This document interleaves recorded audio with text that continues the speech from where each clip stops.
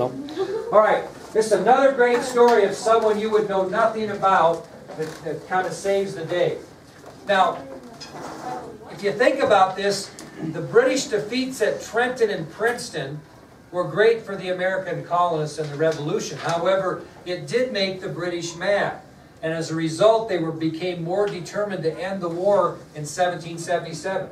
They were mad about this. They said, well, by God, we're going to get after this, and we're going to get these American colonists under control, and we're going to win this war by the end of 1777.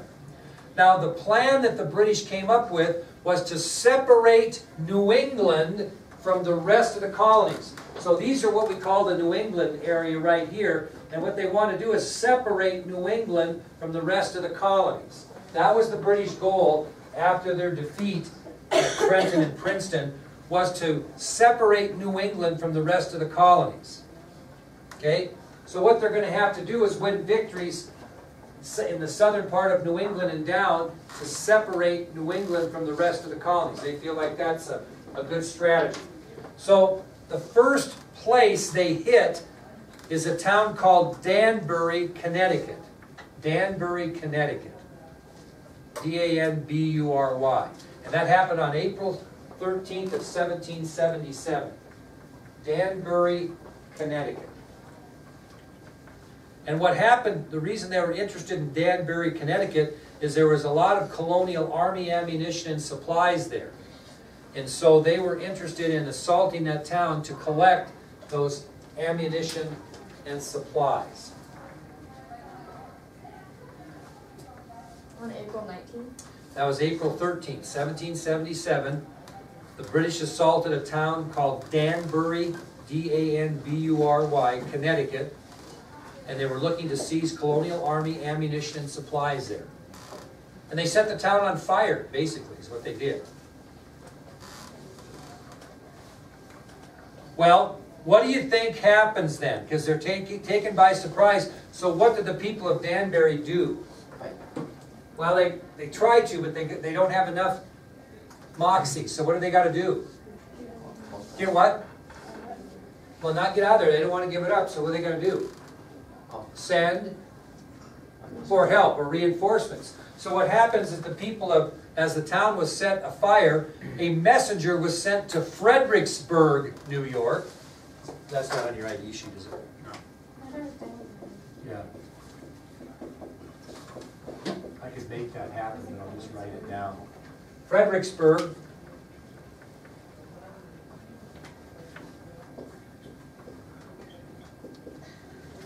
So a messenger was sent to Fredericksburg, New York, to try to get the militia ready, not only to maybe come to their assistance, but also to prepare themselves, because where do you think they're heading next? Down there. So, as the town of Danbury was set ablaze, a messenger was sent to Fredericksburg, New York, to warn the militia there.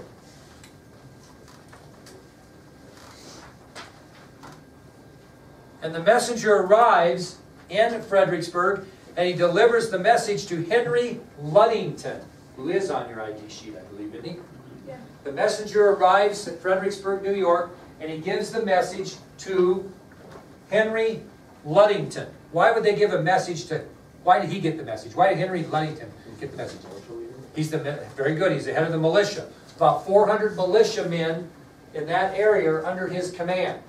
So the messenger takes the note to Henry Luddington, because he's in charge or the leader of about 400 militiamen.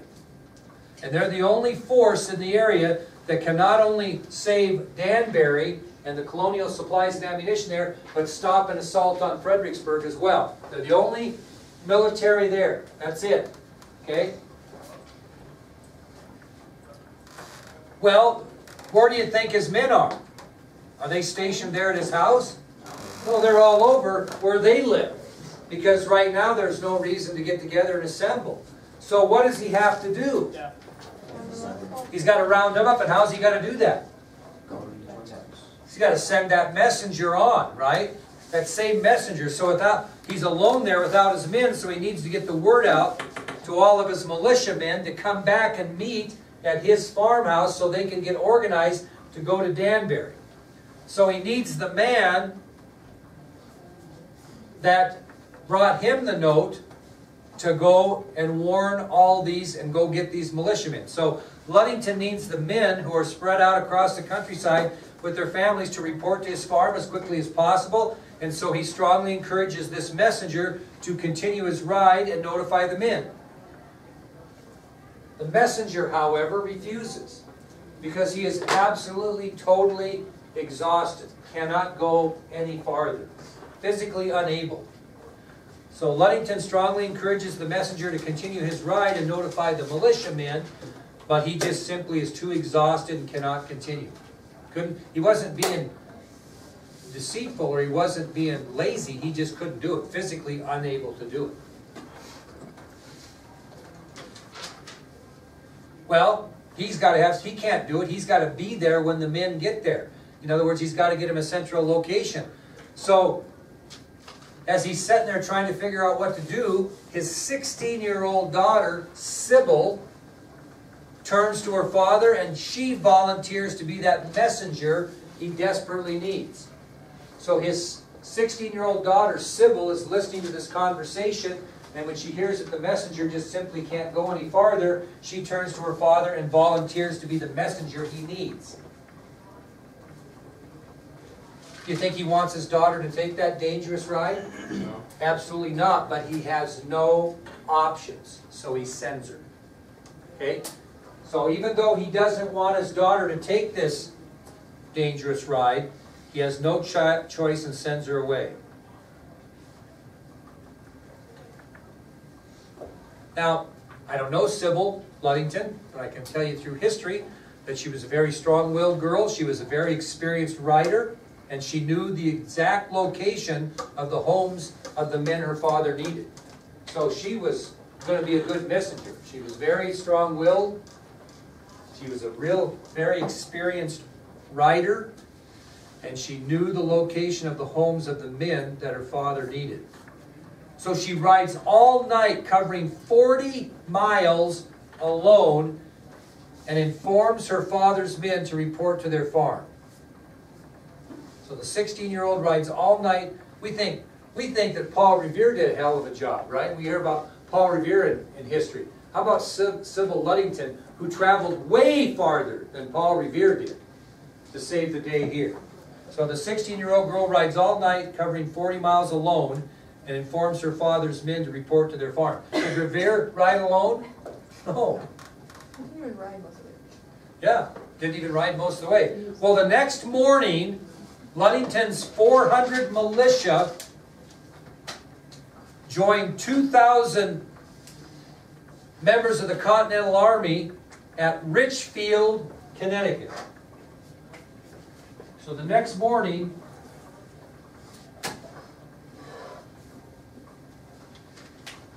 Ludington and his 400 militia joined together with 2,000 other American soldiers at Richfield, Connecticut.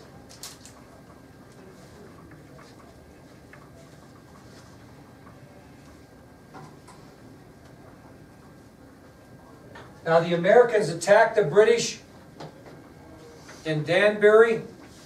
They really cannot hold their ground, although they put up enough of a fight that the British Army will never invade Connecticut again. They put up enough of a fight. They didn't win a victory by any stretch of imagination, but they provided enough resistance that Connecticut was not taken. Those ammunition supply centers were held. They didn't hold the ground, but they took supplies and made sure that the British would never invade Connecticut again. So Sybil Ludington is another one of these people in history you've never heard of that saves Connecticut from falling to the British with her gallant ride. Any questions on that at all? Here's another interesting story when we go to our next subtopic, which is military muskets versus military rifles and a blown opportunity. Military muskets versus military rifles and a blown opportunity.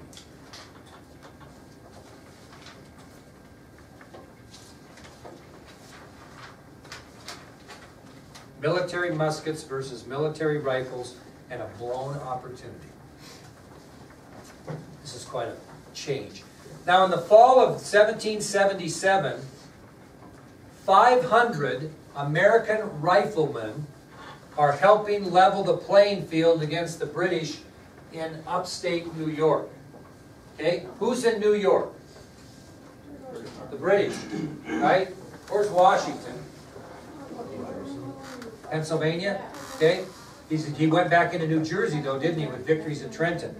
So by the fall of 1977, 500 American riflemen are helping level the playing field against the British in upstate New York. What does upstate New York mean? Upper part, right? Upstate New York. Now, here's where we have a little bit of a change in military operation. These 500 American riflemen that are going to help level the playing field against the British are referred to as sharpshooters, and were also called the widow makers. Sharpshooters and the widow makers. And they're called sharpshooters by the Patriots and widow makers by the British. What's a widow maker? It means you killed somebody's husband, right? Okay? So, in essence, these 500 are using a different type of military rifle called a Kentucky long rifle. A Kentucky long rifle.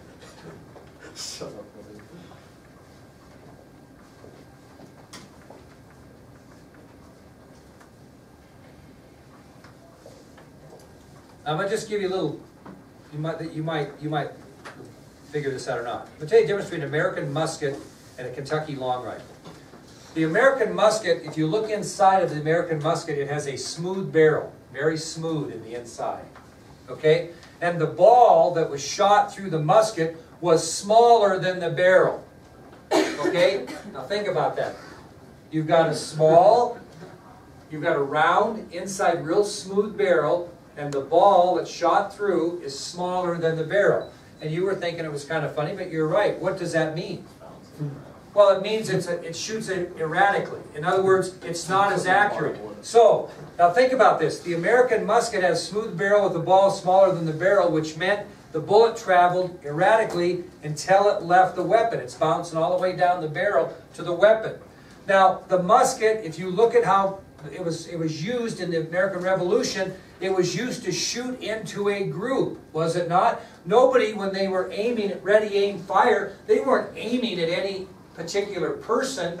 They were aiming into the group because they stood. So the musket was used to shoot into a group as a volley with the idea that the bullet would hit something. Not necessarily maybe what you were aiming at. Okay? You see, does that make sense? The American long rifle had grooves inside the barrel, which would make the bullet spin. Okay, tight spin, and it had a long barrel, which gave it a ton more accuracy. So when you used a Kentucky long rifle, you were aiming at an individual, not a group. So what did these people basically become? These 500 American riflemen, what were they? Snipers. That's what they had. These are your first American snipers. So. So, a musket's used to shoot into a group, okay? Shorter barrels, not very accurate. The ball shot out of the barrel is going to bounce around a little bit, so to speak, before it gets out, so it can really go anywhere. But they're not trying to hit anybody in particular, they're just trying to hit somebody in the group. If you watch the military videos where they shoot, ready, aim, fire, they're just shooting in the group and you see guys falling over. Okay, if you ever watch the movie The Patriot, which we may watch depending on how we get here, you see that's what they're doing. They're shooting in that group and guys are just falling down. Well, these were snipers. The American long rifle was much different.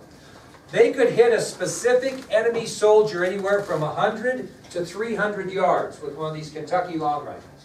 Who was probably the most famous person you've seen in a movie that used one? In the Alamo. Davy Crockett used one. Kentucky long rifle. Real long barrel. He was a very good shot with that. But a skilled sniper at this time in the Revolutionary War could hit a specific enemy soldier from a distance of 100 to 300 yards. Now, one of America's first skilled snipers that goes down in history was a Pennsylvania backwoodsman by the name of Timothy Murphy. Timothy Murphy was among the America's first snipers, successful snipers, and he came from the backwoods of Pennsylvania. So one of the first American Army snipers went clear back to the Revolutionary War, was a guy from Pennsylvania, backwoodsman from Pennsylvania by the name of Timothy Murphy. Now, what were these snipers' most valued targets during this time? British, very good, British officers. Now, was that following the rules of war, shooting British officers? They were supposed to be kind of off limits. So the Americans' most valued targets during the war, these snipers were British officers. Now, if you think about it, if you were a British officer, you were required through your training to lead your men into battle. So most often the officers were in the front in the most vulnerable positions. So when you saw a British regiment marching towards battle, your officers by training were going to be in the front, making them very visible and easy targets. Now again, in this 18th century rules of war, it was an unwritten law that officers were not to be picked out of battle and targeted. You weren't supposed to do that. Why? Why didn't they want you doing that? I mean, think about the philosophy. This is the 18th century philosophy of war. Why was it against the rules to target officers and only kill officers? What? Say it. Because they let them. They let them. So if you shoot all the officers, you got a bunch of undisciplined soldiers. You got no leaders. You got a leaderless army if there's no officers. So the idea was to avoid leaderless armies at war and the disarray that would cause for both sides in battle. You just weren't supposed to shoot the officers. They were leading the troops, giving the orders.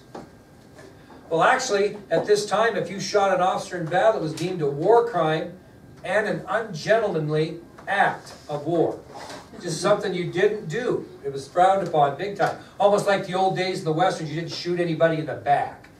Now, you know, even though they were going to kill you, if they turned their back, you just didn't shoot anybody in the back. That was a rule. You were a coward if you shot anybody in the back. Well, you were very ungentlemanly, and you were committing a war crime if you shot officers during this time. Well, the British, after a few of their officers were shot in battle, they decided that, well, if you can't beat them, join them, and they began to train their own snipers for the same purposes. So this is where you see snipers coming into warfare for the first time. The American colonists did it first, and the British looked down upon it, thought it was a terrible thing, but after continued violation of this war code by the American sniper, the British decided, well, if we can't beat them, we better join them, and they started to train their own. Now, who did I say was the most notable American sniper? Well, the most notable British sniper or sharpshooter was Captain Patrick Ferguson. Captain Patrick Ferguson was the best known British sharpshooter or sniper. Patrick Ferguson. Now this guy goes down in history. I'm going to see how many ever heard of him. He was a Scottish officer in the British Army who was fighting in America. Scottish officer in the British Army. And he had a chance as a sniper to end the Revolutionary War in September of 1977. He could have ended the war in 1777 in September. He had a golden opportunity.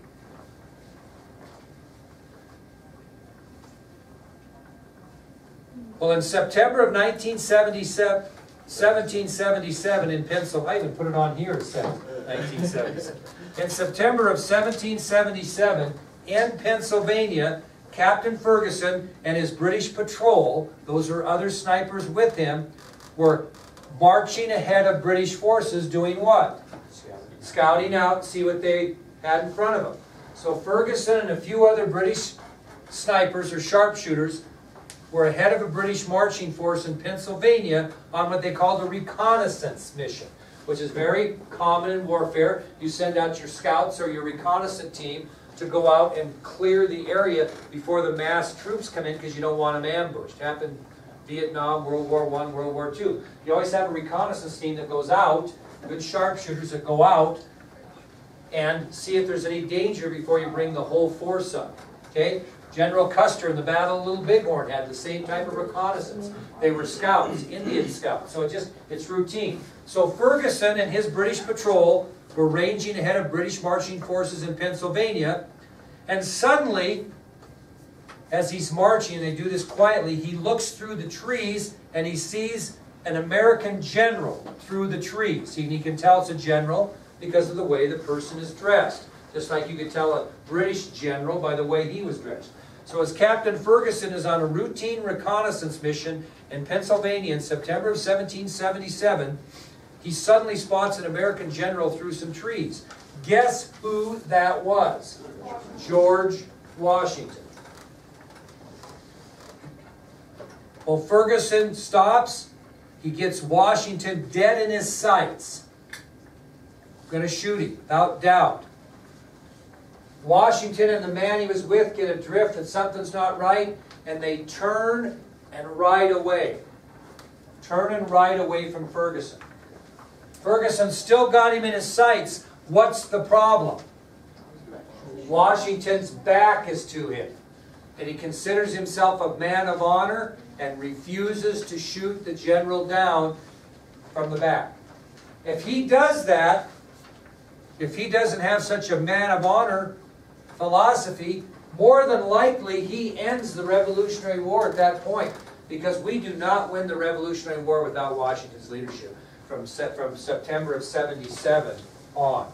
So as Ferguson had Washington dead in his sights, Washington figures out there's something isn't quite right. He turns and rides away.